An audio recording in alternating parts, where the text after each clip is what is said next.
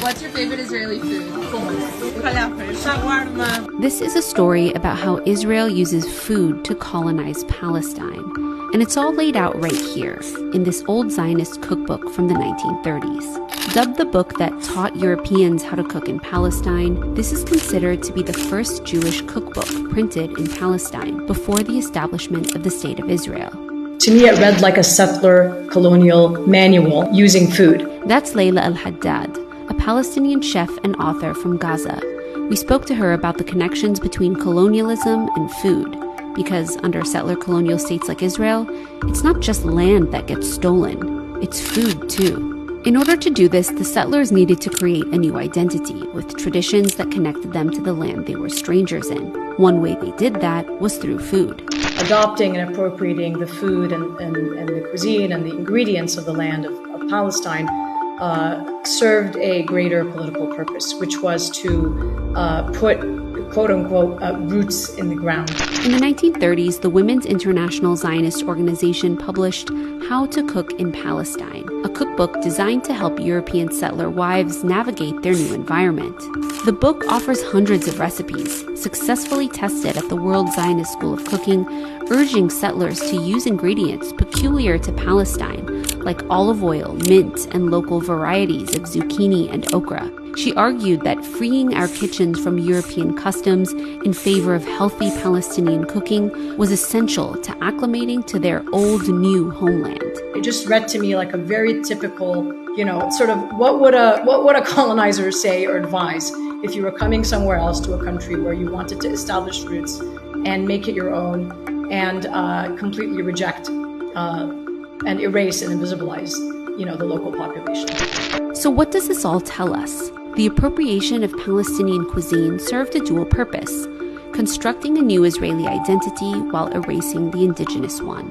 This is food colonialism, where the dominant culture appropriates the food of the colonized in order to reinforce both its identity and power. Israeli salad, yalla! All the while erasing how the settlers came to know these dishes in the first place, through conquest, violence, domination, and theft. These dishes existed long before the state of Israel existed. And so therefore it would make no sense to suddenly rebrand them overnight as Israeli. If a Jew of Arab origin from Tunisia or from Baghdad was making a particular dish, then I would argue that that dish is Tunisian in origin or North African in origin. Over the decades, a long list of Palestinian and Middle Eastern ingredients and dishes have somehow become Israeli. This cultural appropriation of food can be seen in trendy restaurants from New York to Los Angeles.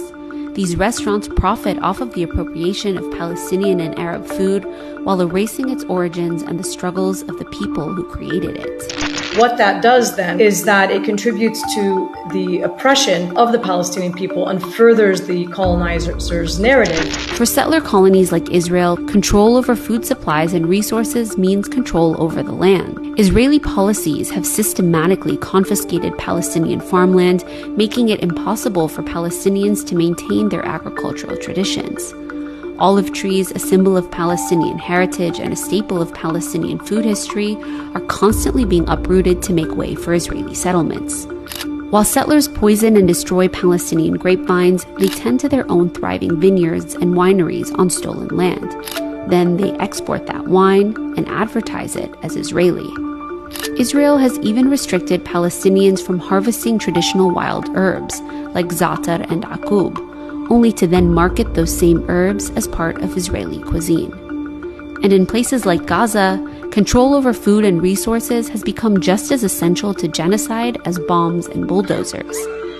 Israel's blockade of Gaza has led to widespread food insecurity and malnutrition, further weaponizing food in the ongoing war. When food contributes to the oppression and erasure and colonization of a people, it's no longer a benign civil act. It suddenly becomes a weapon of war.